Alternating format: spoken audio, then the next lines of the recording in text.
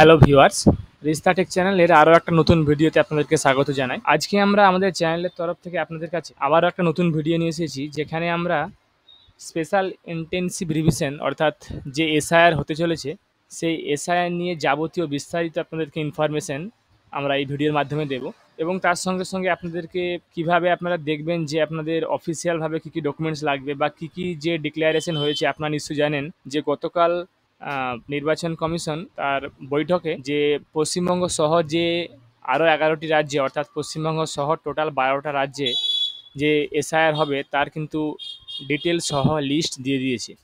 তো সেগুলো আপনারা কিভাবে দেখবেন যে আপনার ডকুমেন্টস কী কী লাগবে বা যাবতীয় ডেটসগুলো আপনারা কিভাবে দেখবেন, বা আপনাদের যে ইপি যে ফর্ম অর্থাৎ এনামোরেশন যে ফর্ম সেই ফর্মের আপনারা কবে কীভাবে দেখবেন বা আপনাদেরকে কী কী করতে হবে সমস্ত কিন্তু আমরা এই ভিডিওর মাধ্যমে আলোচনা করব, এবং সেগুলো প্রত্যেকটা আমরা অফিসিয়াল যে নোটিফিকেশান আছে সেই নোটিফিকেশনের মাধ্যমে আপনাদেরকে দেখাবো।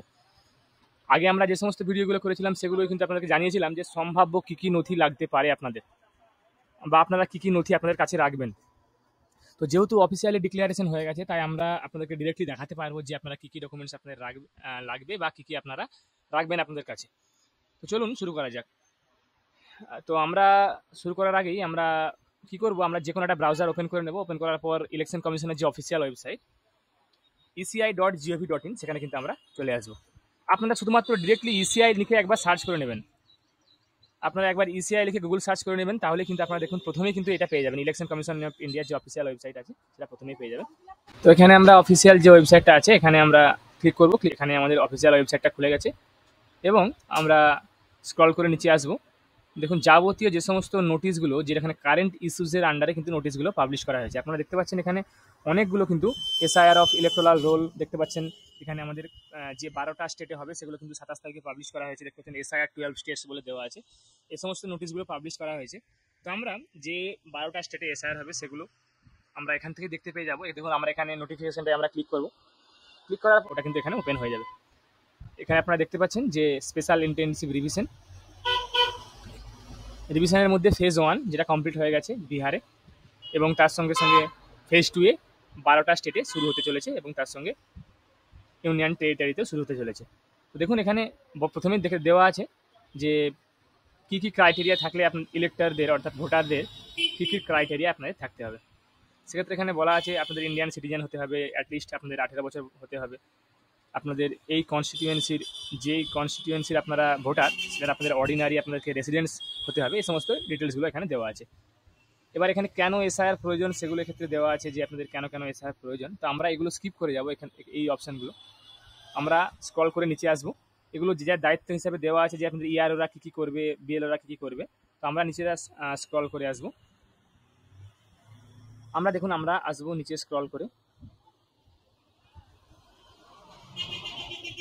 দেখুন প্রথমে এখানে দেওয়া আছে একটা এনামোরেশন ফর্মের একটা কপি। এই প্রত্যেকটা ফর্মগুলো প্রিন্ট আউট করে আপনাদের প্রত্যেকটা ইলেক্টরের বাড়িতে বাড়িতে গিয়ে দেওয়া হবে, এবং এখানে সমস্ত ডিটেলসগুলো কিন্তু এখানে ফিল আপ করা হবে। এখানে আপনাদের প্রিভিয়াস এসআইআর ডিটেলস দেওয়ার জায়গা আছে, বা ডিটেলসগুলো সব দেওয়া আছে এখানে, যেগুলো আপনারা এখানে ফর্মগুলো আপনারা ফিল আপ করে নিতে পারবেন নিজেরাই। এরপরে আমরা দেখুন এখানে স্ক্রল করে নিচে আসবো। এখানে আপনারা দেখুন কী ধরনের এনামোরেশন ফর্মগুলো এখানে দেওয়া আছে, যেগুলো আপনাদের মধ্যে এখানে আপনাদের নাম, অ্যাড্রেস এগুলো দেওয়া থাকবে। এগুলো প্রিন্ট আউট অলরেডি করা থাকবে। তার সঙ্গে সিরিয়াল নাম্বার, পার্ট নাম্বার দেওয়া থাকবে, কিউআর কোড দেওয়া থাকবে। আপনাদের পুরনো যে ফটোটা সেই ফটোটা এখানে দেওয়া থাকবে, এবং তার সঙ্গে আপনাদের নতুন ফটো কিন্তু এখানে আপনাদের এখানে দিতে হবে। আমরা স্ক্রল করে নিচে আসবো। দেখুন এখানে আপনাদেরকে এই ফর্মটা আপনাদেরকে ফিল আপ করতে হবে, যেখানে বলা আছে আপনাদের ডেট অফ বার্থ, আপনাদের আধার নাম্বার, এটা অপশনাল দেওয়া আছে। যদি আপনাদের আধার নাম্বার থাকে আপনারা দিতে পারেন। মোবাইল নাম্বার, আপনাদের গার্ডিয়ানের নেম বা ফাদার্স নেম, আপনাদের গার্ডিয়ানের এপিক নাম্বার যদি অ্যাভেলেবেল থাকে, মায়ের নাম্বার, তার এপিক নাম্বার, যদি এপিক নাম্বার অর্থাৎ ভোটার কার্ডের নাম্বার, আমরা স্ক্রল করে ভোটার নাম্বার অ্যাভেলেবেল থাকলে আপনারা এখানে দেবেন। তারপরে আপনার স্ত্রীর নাম, স্পাউসের নাম, স্বামী বা স্ত্রীর নাম, বা তার ভোটার কার্ডের যদি নাম্বার থাকে তাহলে আপনারা সেটা এখানে দিতে পারেন। আমরা স্ক্রল করে নিচে আসবো। দেখুন এগুলো আপনাদের ইলেক্টরের name, EPIC number, relative name, relationship, যে সমস্ত ডিটেলসগুলো এখানে আপনাদের দেওয়া আছে সেগুলো আপনারা পার্টলি ফিল আপ করবেন। এখানে যে সমস্ত ফর্মগুলো দেওয়া আছে সেগুলো এগুলো শুধুমাত্র কিন্তু আপনাদের এই সময় বিএলওরাই ফিল আপ করতে পারবেন। ফর্ম 6গুলো হচ্ছে আপনাদের নিউ এনরোলমেন্টের জন্য, ফর্ম 7 হচ্ছে ডিলিশনের জন্য, এবং কারেকশনের জন্য ফর্ম 8। দেখুন এখানে স্পষ্টভাবে দেওয়া আছে যে কী কী ডকুমেন্টস কিন্তু এখানে লাগবে।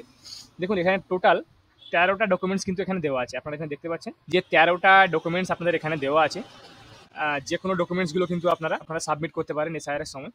তো এটা অফিসিয়ালভাবে আপনারা দেখতে পাচ্ছেন এখানে দেওয়া আছে। কী কী ডকুমেন্টস লাগবে সেগুলো দেখুন, আপনাদেরকে প্রথমেই বলা আছে যে কোনো ধরনের আইডেন্টিটি কার্ড বা পেনশন পেমেন্টের অর্ডার যেগুলো রেগুলার এমপ্লয়ি বা পেনশনারদেরকে সেন্ট্রাল গভর্নমেন্ট বা স্টেট গভর্নমেন্ট বা পিএসইউ থেকে ইস্যু করা হয়েছে, সেরকম যে কোনো একটা আইডেন্টিটি কার্ড।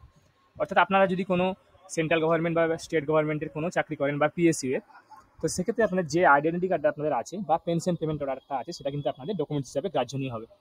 এরপরে আছে দেখুন, যে কোনো আইডেন্টিটি কার্ড বা সার্টিফিকেট বা যে কোনো ডকুমেন্ট যেটা গভর্নমেন্ট অফ ইন্ডিয়া বা লোকাল অথরিটিস বা ব্যাংক বা পোস্ট অফিস বা এলআইসি বা পিএসইউ দ্বারা ইস্যু করা হয়েছিল 1/7/1987 আগে, যদি কোনো ইস্যু করা হয়ে থাকে তাহলে সেগুলো ওই আইডেন্টিটি কার্ড বা সার্টিফিকেটগুলো কিন্তু আপনাদের কাজে লাগবে।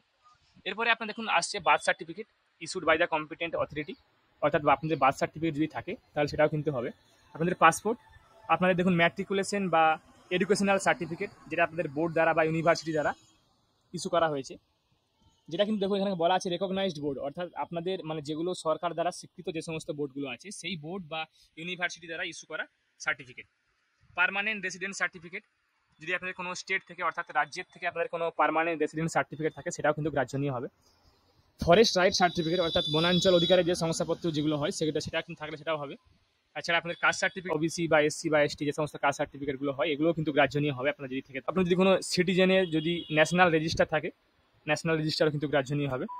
কোনো পারিবারিক রেজিস্টার যেগুলো স্টেট বা লোকাল অথরিটি দ্বারা প্রিপেয়ার করা হয় সেগুলো আপনার এখানে কিন্তু কাউন্ট হবে। তাছাড়া আপনার দেখুন এখানে বলা আছে অ্যানি ল্যান্ড বা house allotment certificate by government, গভর্নমেন্টের দ্বারা আপনার যে সমস্ত দলিল বা পর্চাগুলো হয় সেই সমস্ত সার্টিফিকেটগুলো কিন্তু এখানে হবে। এর সঙ্গে দেখুন 12 নম্বরে যে ডকুমেন্টসগুলো দেওয়া আছে যে for Aadhaar commission's direction used via letter number এত ডেটেড 9/9/2025 শ্যাল অ্যাপ্লাই।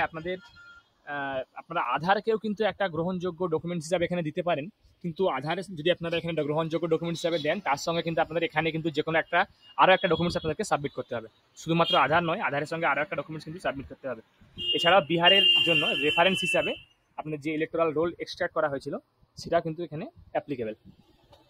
এরপরে দেখুন কোন কোন স্টেটে এখানে এগুলো হবে বা ইউনিয়ন টেরিটরিতে, টোটাল দেখুন এখানে দেওয়া আছে পরপর: আন্দামান নিকোবর দ্বীপপুঞ্জ, ছত্তিশগড়, গোয়া, গুজরাট, কেরালা, লাক্ষাদ্বীপ, মধ্যপ্রদেশ, পুদুচেরি, রাজস্থান, তামিলনাড়ু, উত্তরপ্রদেশ এবং ওয়েস্ট বেঙ্গল।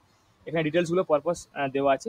এবার দেখুন আমরা আসবো স্কেডিউল, অর্থাৎ যে টাইম সূচিগুলো দেওয়া আছে সেগুলোতে আমরা আসবো স্ক্রল করে নিচে, যেখানে বলা আছে বিএলওদেরকে যে সমস্ত ফর্মগুলো হবে সেই সমস্ত ফর্মগুলো প্রিন্টিং এবং ট্রেনিং দেওয়া হবে 28 অক্টোবর থেকে 3 নভেম্বরের মধ্যে।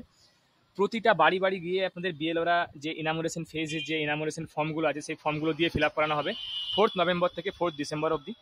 এরপরে ড্রাফট যে ইলেকটোরাল রোল সেটা পাবলিশ করা হবে 9 ডিসেম্বর। এরপরে আপনি যদি কোনো অবজেকশন থাকে, ক্লেম কোনো থাকে, তাহলে সেক্ষেত্রে আপনারা 9 ডিসেম্বর থেকে 8 জানুয়ারির মধ্যে আপনারা ক্লেমস বা অবজেকশন করতে পারবেন। এরপরে নোটিশ দেওয়া হবে হিয়ারিং অ্যান্ড ভেরিফিকেশনের জন্য, সেটা 9 ডিসেম্বর থেকে 31 জানুয়ারি অবধি। এবং ফাইনাল যে এসআইআর এর যে ইলেকটোরাল রোল সেটা পাবলিশ করা হবে 7 ফেব্রুয়ারি 2026। 7 ফেব্রুয়ারি 2026 আপনাদের পাবলিশ করা হবে। এগুলো আপনাদের কিন্তু আমরা 2025 ভুল করে বলে ফেলেছি, সেক্ষেত্রে আপনাদের claims and objection period 9 December থেকে 8 জানুয়ারি 2026, নোটিশ ফেজ 9 ডিসেম্বর থেকে 31 জানুয়ারি 2026 এবং ফাইনাল 7 ফেব্রুয়ারি 2026। তো আশা করি আপনারা যারা ভিডিওটা দেখলেন তারা হয়তো পুরোপুরিভাবে বুঝতে পারলেন যে আপনাদের ডেটগুলো কী কী থাকবে, আপনাদের কী কী ডকুমেন্টস রাখতে হবে বা আপনারা কী কী ডকুমেন্টসগুলো সংগ্রহ করে আপনাদের কাছে রাখবেন এসআইআর এর জন্য। আশা করি আপনাদেরকে ভিডিওটা ভালো লেগেছে। যারা যারা আমাদের চ্যানেলটা আপনারা এখনও সাবস্ক্রাইব করেননি, এরকম নিত্য নতুন ভিডিও পেতে আমাদের চ্যানেলটাকে অবশ্যই সাবস্ক্রাইব করুন। তার সঙ্গে সঙ্গে আপনারা ভিডিওটাকে লাইক করুন, শেয়ার করুন। আমি আপনাদের কাছে আবারও কোনো নতুন তথ্য বা নতুন টপিক নিয়ে নতুন ভিডিও নিয়ে আসবো। ধন্যবাদ।